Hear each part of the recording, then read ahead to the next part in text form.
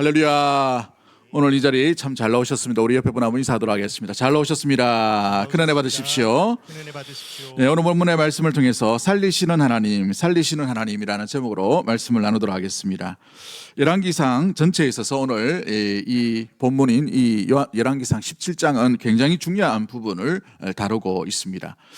왜냐하면 지금까지 계속해서 왕들의 이야기, 북왕국의 이야기, 남유다에 대한 이야기, 왕들에 대한 이야기가 이어져 가다가 오늘 본문에서 디셉 사람, 이 길리앗 출신인 이 디셉 사람 엘리야 이야기, 선지자 이야기가 느닷없이 갑자기 등장하기 때문에 그런 것이죠. 첫 선지자의 등장을 한번 잘 보십시오. 1절 말씀을 보시면 길리앗에 살고 있고 디셉 사람 중에 엘리야라 하는 사람이 아합이라는 왕에게 나와서 느닷없이 말하고 있다라고 이렇게 시작합니다.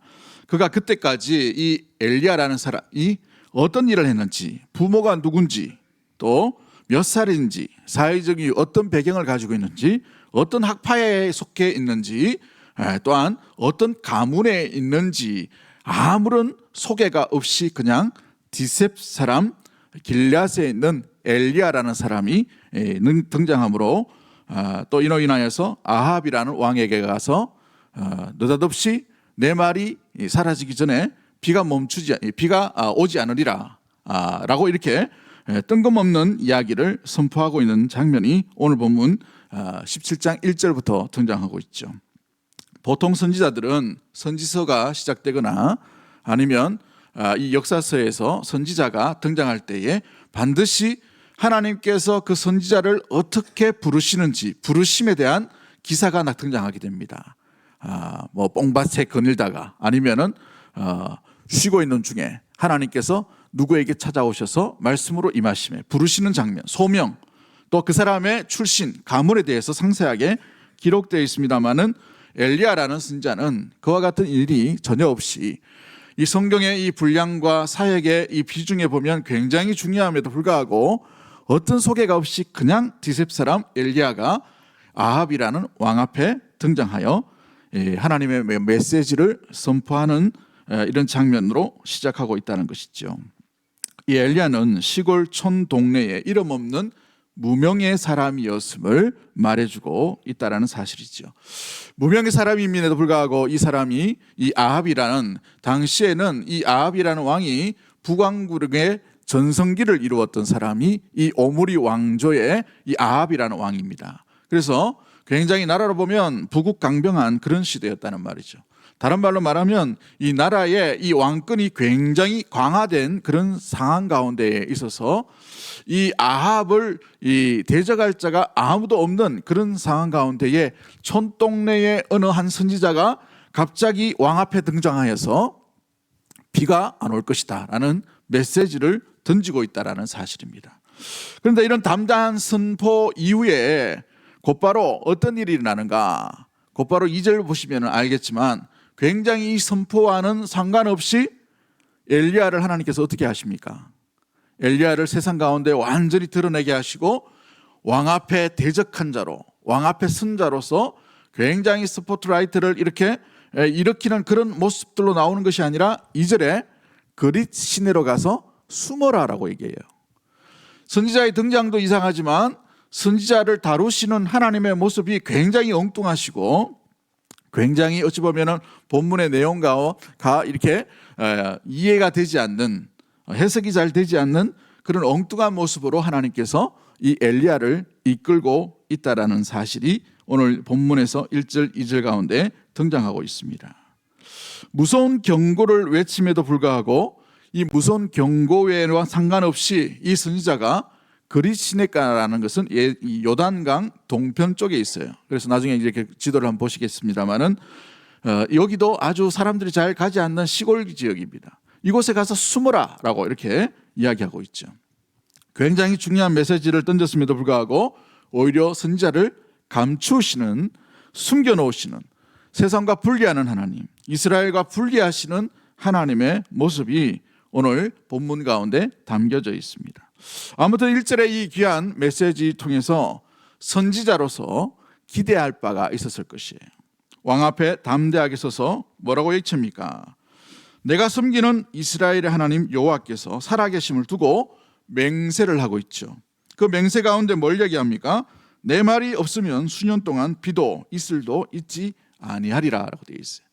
비도 이슬도 있지 아니하리라, 수년 동안 있지 아니하리라는 말은 곧 이 지역, 이 가나안 땅, 특히 이 북왕국 이스라엘이 흉년의 시기요, 무엇보다도 3년간의 이 비가 내리지 않았다는 것은 굉장히 위험한 상황 가운데에 나라가 이루어져 갈 것에 대한 이야기의 메시지가, 경고의 메시지요, 저주의 메시지가 담겨 있다는 사실입니다.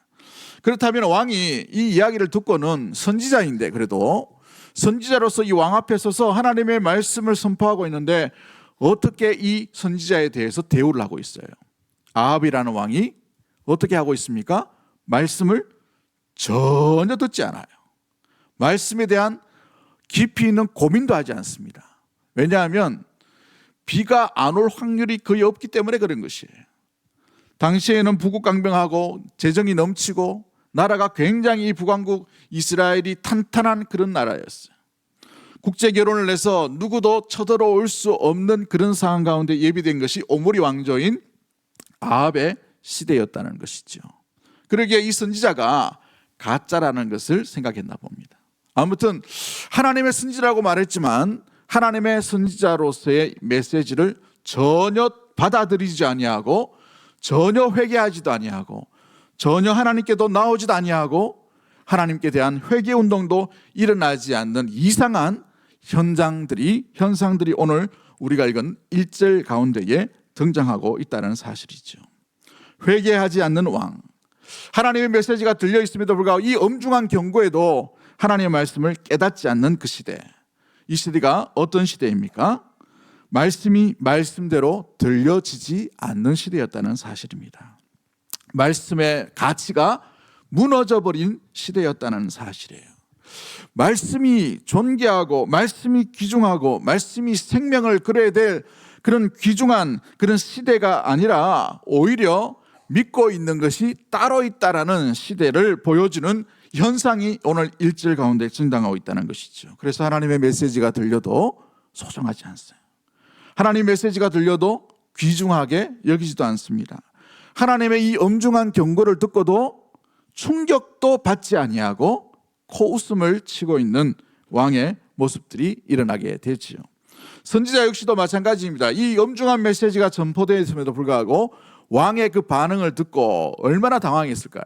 하나님의 말씀을 들고 나갔는데 왕이 변화가 없어요. 회개도 없어요. 말씀에 대한 귀 기울임도 없습니다. 전혀 반응이 없다는 것이죠. 자신이 기대했던 일이 일어나지 않고 있는 시대 가운데 있죠. 그럴 때에 여호와의 말씀이 두 번째로 이 디셉 사람 엘리야에게 임하십니다. 2절 말씀 한번 볼까요? 2절 말씀 보시면 여호와의 말씀이 엘리야에게 임하여 이르시되, 3절 말씀, 너는 여기서 어떻게 하라고 되어 있어요? 떠나라고 되어 있죠. 동쪽으로 가서 또 어떻게 하고 있습니까? 뭘 하고 있어요? 동쪽으로 가서 여기를 떠나 말도 듣지 않고 이 북왕국 이스라엘 이 왕 앞에도 왕이 말씀을 귀 기울이지 않는데 이곳을 떠나서 동쪽으로 가서 거기에서 메시지를 전하라, 거기에서 내 말을 전하라, 거기에서 어떤 말씀을 전달하라, 이런 말이 아니고 뭘 얘기합니까? 숨어라라고. 숨어라. 하나님도 참 이상하지 않아요? 왕 앞에 서서 그렇게 담대할 거면 왕 앞에 가서 더 많은 이야기, 하나님의 마음과 하나님의 뜻과 하나님의 계획들을 많이 들려줌에도 불구하고 그런 일이 하나도 없고 오히려 그리 시내가 가서 숨어라라고 되어 있어요. 숨어라. 이게 하나님의 말씀이라는 사실이에요. 하나님의 메시지였다는 사실입니다. 자, 여러분, 그렇다면 이런 메시지를 들었을 때 여러분 같으면 어떤 마음이 들었을까요? 그래도 내가 왕 앞에 서서 하나님의 말씀을 대언한 선지자인데 숨으라는요, 이제 세상 가운데 드러나고 하나님 앞에서 온전히 이제 하나님의 뜻을 나타내는 도구로 세상 가운데 드러난 그런 상황 가운데 있는데 뭐 하라고 돼 있죠? 숨으라라고 얘기합니다. 숨으라. 이 엄블란스한 이 귀한 이 메시지 가운데에 엘리야라는 선지자는 무엇을 선택하고 있죠? 오늘 말씀 그대로 그릿이라는 시냇가로 숨게 되어 있음 보게 됩니다. 아무런 준비가 되어 있지 않아요. 맨몸만 갔는데 그곳에서 그 그릿 시냇가의 가운데에 살아갈 때에 하나님께서 까마귀를 보내셔서 오늘 우리 본문에는 떡으로 되어 있습니다만은 이스라엘은 떡을 먹는 게 아니라 빵을 먹어요.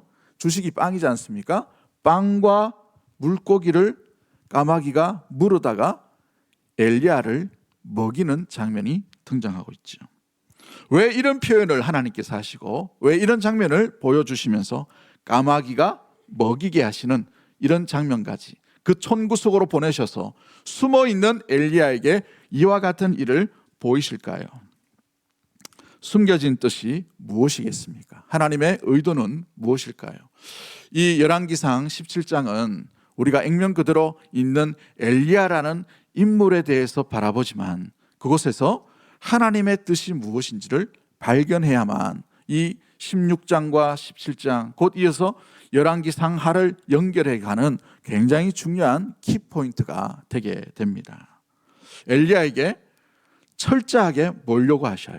숨겨진 자의 모습들 가운데 순종을 요구하고 있다는 사실이죠. 엘리야는 이미 선지자로서 하나님 앞에 순종하고 있는 사람이었어요. 선지자로서 왕 앞에 쓴다는 것은 목숨을 걸어야 합니다. 힘이 없는 왕이 아니라 강력한 왕이에요. 이 북왕국의 전성기를 일으켰던 왕입니다. 그 앞에서 저주스러운 메시지를 전달한다는 것은 목이 달아나도 10번이나 더 달아날 수 있는 그런 상황이에요. 그럼에도 불구하고 하나님께서 그 마음을 주셨기에 그 마음을 듣고 왕 앞에 나가서 담대하게 목숨을 걸고 하나님의 말씀에 순종하여서 하나님의 메시지를 왕에게 전달합니다. 이 두 번째 메시지는 숨으라고 되어 있어요. 근데 이 숨겨진 일들 가운데서도 3절 4절 말씀 보시면 이 4절 5절의 말씀이죠. 4절 5절 말씀 보면 그가 여호와의 말씀과 같이 하여라고 되어 있어요. 5절 말씀 두시면 그가 여호와의 말씀과 어떻게 했다고 되어 있죠? 같이 하여 요단 앞 그릿 시냇가에 머물다라고 되어 있죠. 이 그릿이라는 말은 분리되다라는 것을 의미합니다. 철저하게 외면당하다, 분리되다라는 뜻을 가지고 있어요. 왜 그리스로 가라라고 됐냐면 그만큼 이 서쪽 땅과 완전히 분리되어 있고 잊혀진 곳, 아무도 찾지 않는 그곳으로 가서 숨어 지내라라는 것을 의미하고 있지요. 세상과 단절을 의미합니다. 세상에 드러남이 아니라 세상과 철저하게 단절을 요구하시는 하나님의 메시지가 담겨져 있는 것이죠.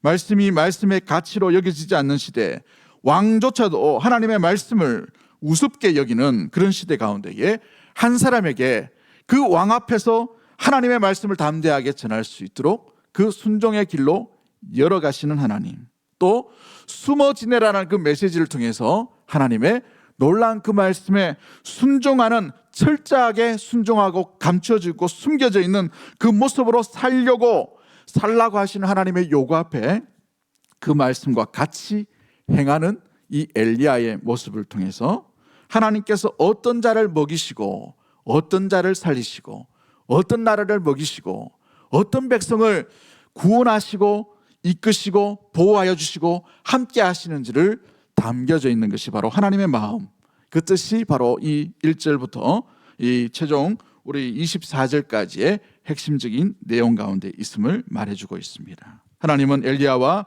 이스라엘 백성들이 살기를 원하신다는 사실입니다.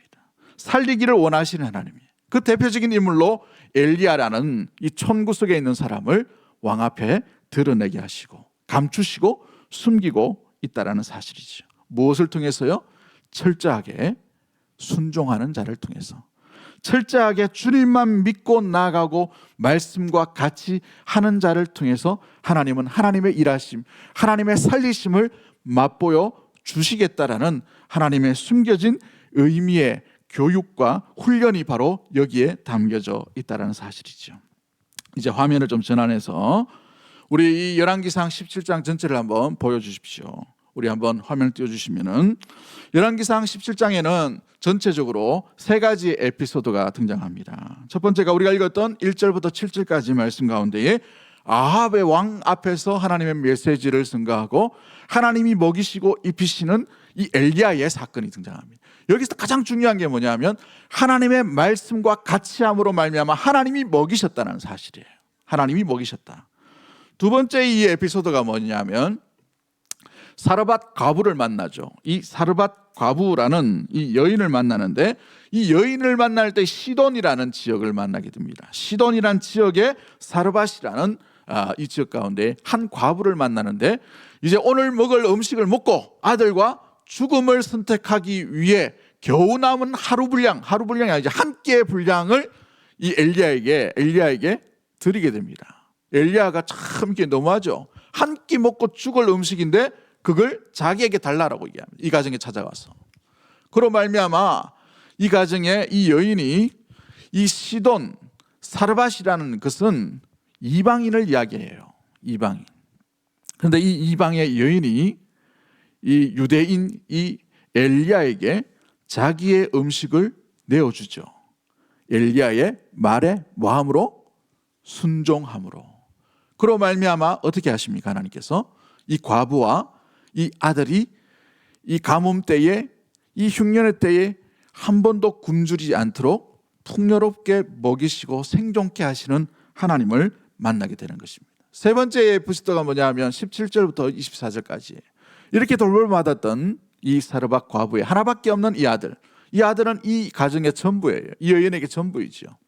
근데 이 여인의 전부인 이 아들이 죽임을 당하게 됩니다. 뭐 어떤 일이 있는지, 전염병이 돌았는지, 호흡곤란이 일어났는지 모릅니다. 어느 성경에는 이 표현을 볼 때에 숨이 멈춘, 아마 심장에 관련된 질환이 아닐까, 뭐 이렇게 얘기합니다. 그래서 졸도했다, 아니면 숨이 멈췄다, 뭐 이렇게 얘기합니다만은 오늘 본문에 보시면은 이 숨이 멈췄다라고 그렇게 표현밖에 안 되어 있어요.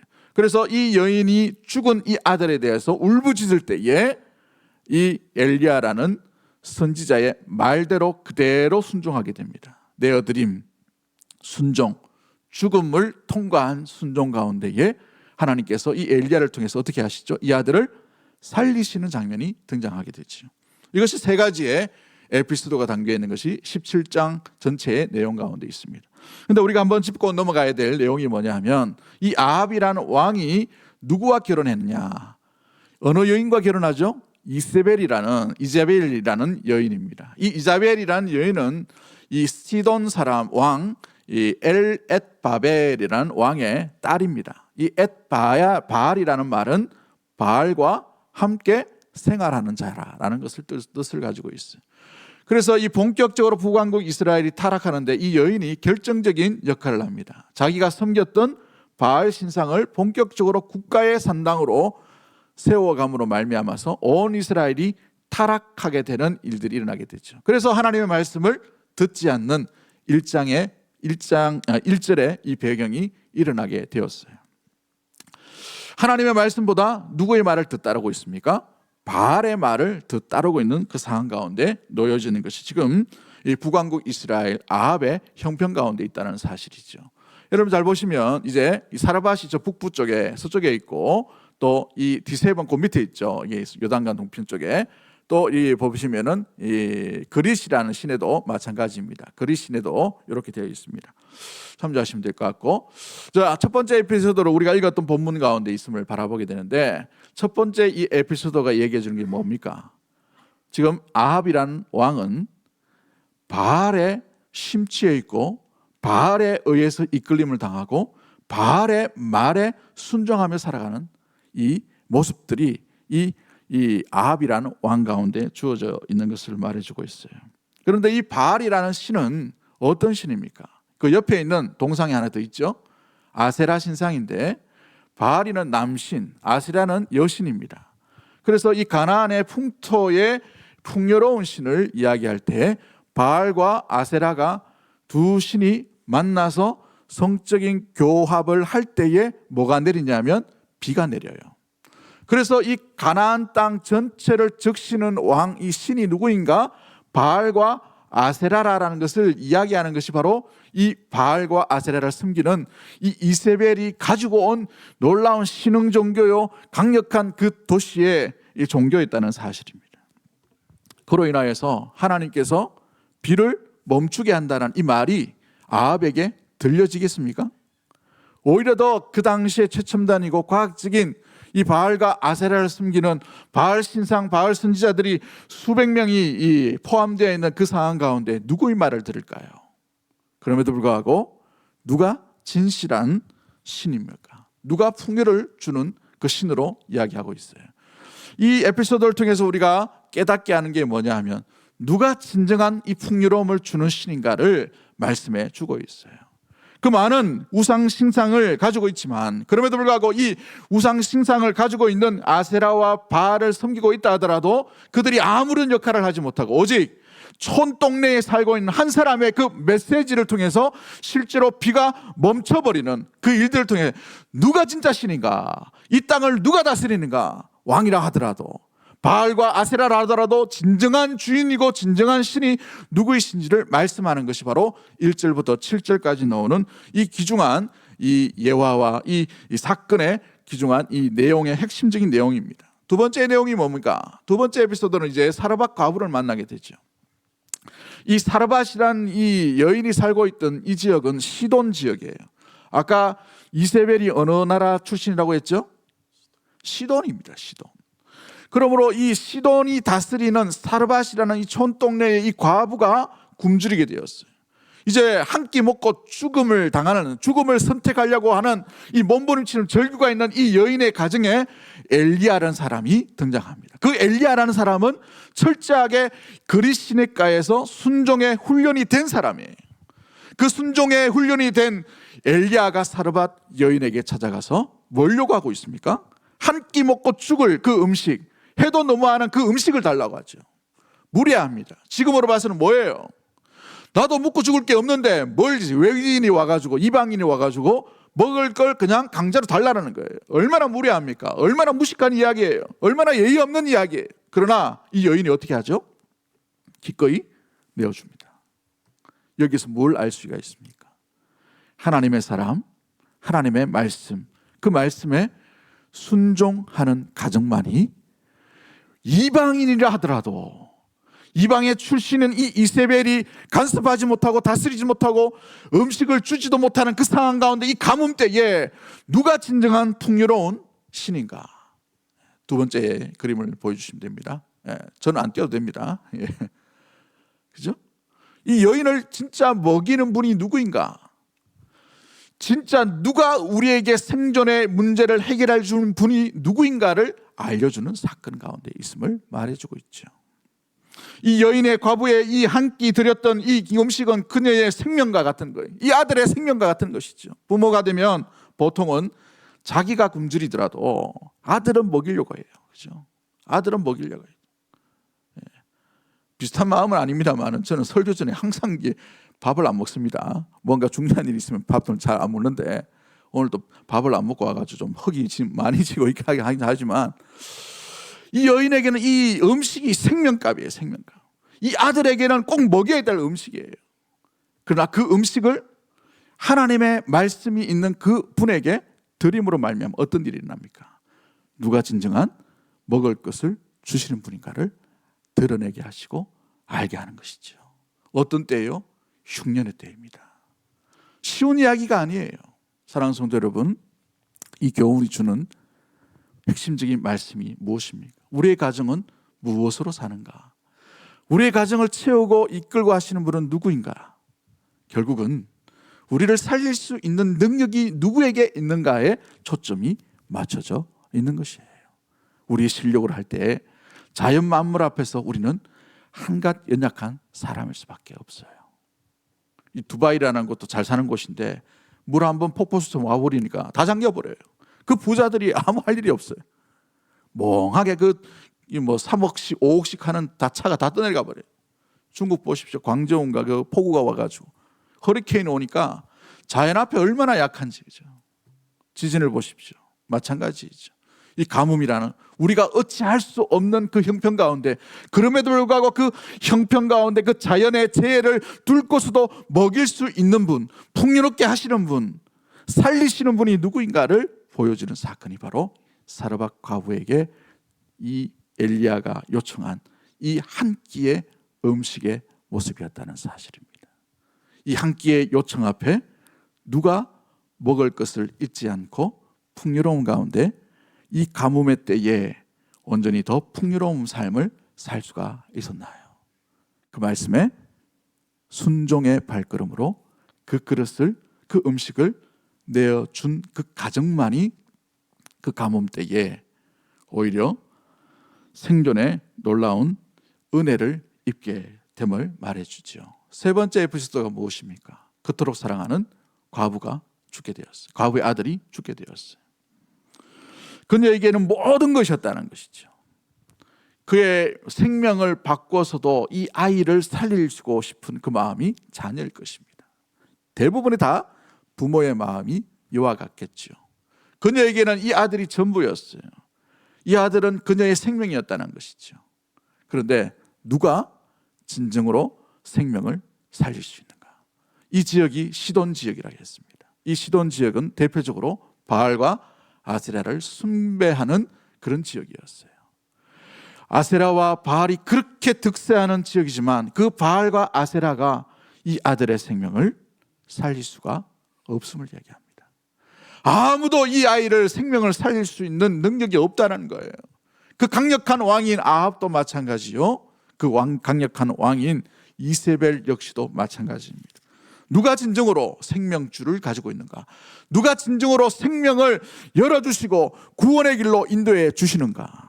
오직 한 분밖에 없는 것이죠. 이 생명의 주인이 누구인가를 알려주는 것이 바로 이 사르밧 과부의 아들의 죽음 가운데 드러나는 한 장면입니다. 누가 이 생명의 주인으로 온전히 만날 수 있었습니까? 어떻게 해서 이 아들이 살게 되었죠? 전적으로 순종의 사람인 엘리야를 믿었다는 사실이에요. 순종함으로 그가 하는 일을 온전히 지켜보게 되었어요. 여러분, 죽음 앞에 누가 이성적인 생각을 할 수 있겠어요? 억장이 무너지고 모든 것이 다 무장 해제되어 버리는 그 상황 가운데 이 여인은 그럼에도 불구하고 이 디셉 사람, 이 촌동네에 있는 엘리야를 순종하는 마음으로 아들이 있는 방으로 안내해 가는 것을 보게 되죠. 아들이 있는 그 모습들로 온전히 나아갈 수 있도록 마음 가운데 순종의 발걸음으로 나아가고 있다는 사실인 것입니다. 여러분, 이 핵심이 뭐예요? 생명의 주인이 바알이 아니라, 아세라가 아니라 이 생명의 주인이 누구라는 것을 이야기하고 있어요. 오직 생명을 창조하신 하나님 아버지밖에 없는 줄 믿습니다. 그 이야기를 하고 있는 것이죠. 그렇습니다. 살리시는 분이 누구인가? 하나님은 살리시는 분인데 누구에게 이 생명의 맛, 생명의 길, 이 하나님의 살아계심을 맛보게 하시는가? 그 생명의 미끄럼이요, 생명의 마중물로 역할하는 것이 무엇이냐? 바로 엘리야의 순종이었고, 이 한 여인의 순종의 모습으로 말미암아 살리시는 하나님, 생명의 주인이신 하나님을 드러내 주고 있다는 사실이지요. 사랑하는 성도 여러분, 그렇습니다. 기독교의 모든 훈련은 순종의 훈련이에요. 순종이 되지 않으면 예배 드릴 필요가 없습니다. 예배가 안 돼요. 기도가 안 됩니다. 믿음이 안 돼요. 잘하지 못해요. 기도도 예배도 헌신도 우리의 일상의 생활도 주인이신 그분께 순종이 되지 않으면 우리는 우리 마음대로 살아가고 우리의 생각대로 살아갈 수밖에 없어요. 우리의 감정이 이끄는 대로 살아갈 수밖에 없어요. 이게 사람이에요, 사람. 그렇게 잘생기고 그렇게 가문 좋던 사울을 보십시오. 완전히 무너져 버리죠. 순종의 훈련이 되지 않으면 아무도 어떤 일도 생명의 역사는 일어날 수가 없다는 사실이죠. 이 디셉 사람 엘리야를 통해서 우리 하나님께서 이 가뭄의 때에 이 국가의 위기 앞에서 무엇을 보내주십니까? 그럼에도 불구하고 한 사람의 순종하는 사람을 통해 생명의 기적이, 한 사람의 순종하는 사람을 통해서 하나님께서 풍요로운 삶의 모습들이, 한 사람의 순종하는 자를 통해서 하나님의 말씀이 땅에 떨어지는 것이 아니라 땅에 이루어지는 놀라운 열매 맺음의 역사들이 나타나게 된다는 사실인 것이죠. 할렐루야. 오늘 이 시대를 우리가 돌아보기를 원합니다. 많은 목사님들이 오늘날 시대를 걱정합니다. 오늘 세 통의 전화를 받았어요. 다 걱정하는 이야기입니다. 서울에서도 오고 뭐 저쪽에서도 오고 다 전화가 너무 이 한국 교회가 걱정이라는 거예요. 무너질 대로 무너져 버렸다는 것이죠. 믿음을 찾아볼 수 없는 그 시대에 믿음의 모습들을 흉내는 내지만 그러나 그 중심에 온전히 그리스도를 닮아가는 이들이 없기에 이와 같은 안타까움들이 일어나는 이 현실들, 현실은 그래요. 현실은 예나 지금이나 수천이나 수백 년 전에도 동일한 이와 같은 일들이 일어났어요. 그러나 하나님은 그 수천 년의 환경을 보시는 것이 아니라 그 중에서도 한 사람의 영혼, 한 사람의 심령, 한 사람의 순종의 훈련이 된 사람, 그 심령을 통해 하나님은 하나님의 일을 나타내 보여주실 줄 믿습니다. 살리시는 하나님은 한 사람이 만족하는 거예요. 사랑하는 성도 여러분, 그 한 사람이 우리 믿음의 모든 대구동성의 가족들이 되기를 주의 이름으로 간절히 축복합니다. 삶이 메마름과 가뭄의 연속이 온다 하더라도 하나님은 가뭄을 바라보신 것이 아니라 그 가뭄의 때에 그럼에도 불구하고 가서 말씀과 같이 숨는 그 한 영혼을 찾고 계시는 거예요. 한 끼 먹고 죽는 그 형편 가운데 있다 하더라도 하나님의 사람을 신뢰하고 하나님의 말씀이 있기에 그 말씀에 순종함으로 그것을 내어드리는 사람이죠. 그 심령을 통해서 하나님은 하나님의 살아계심의 능력과 역사를 보여주실 줄 믿습니다. 생명이 잃는 이 혼탁한 시대의 가운데 있다 하더라도 그러나 그 생명조차도 오히려 우리의 심령 가운데 우선순위를 주의 말씀 가운데 둔 그 심령을 통해 하나님은 우리가 생각할 수 없는 놀라운 기적과 이적을 그 한 걸음에 순종하는 사람을 통해서 아름답게 펼칠 수 있는 능력이 우리 하나님께 충분히 있는 줄 믿습니다. 그러기에 하나님은 뭘 보십니까? 순종을 보시는 거예요. 어제나 오늘이나 오늘도 순종을 보시는 거예요. 여러분의 직장 일터에서, 여러분의 가정 속에서, 여러분의 혼자 있는 그 시간 가운데에서 우리의 마음 가운데 뭘 보시는가? 순종을 보시는 거예요. 왜 우리가 순종이 잘 되지 않을까요? 우리는 하나님 없이 무언가 이루어질 수 있다라는 착각 가운데 거할 때에 순종의 발걸음이 될 수가 없는 거예요. 뭔가 붙들 의지가 끈덕지가 있으면 순종의 발걸음을 할 수가 없는 것이죠. 성경은 그런 이들을 바라보며 교만이라고 얘기합니다. 교만은 하나님의 능력이 나타날 수가 없어요. 순종은 하나님의 기적을 일으키는 줄 믿습니다. 그 순종의 발걸음으로 주님이 부르시는 그날까지 이 믿음의 원리를 간직함으로 다른 누구를 바라보지 마시고 다른 세상 탓하지 마세요. 다 어렵습니다. 다 형편이 어려워요. 다 힘들어요. 그러나 그 시대 가운데에 우리는 순종의 발걸음으로 주와 함께 동행하는 그 뒷셉 사람 한 사람의 모습들, 사르밧 과부 이 이방 여인의 그 모습 가운데 있는 것처럼 그 길을 주와 함께 나아가는 우리 모든 가족들이 되기를 주의 이름으로 간절히 축복합니다. 하나님 아버지 감사합니다. 주께서 무엇을 바라보시는지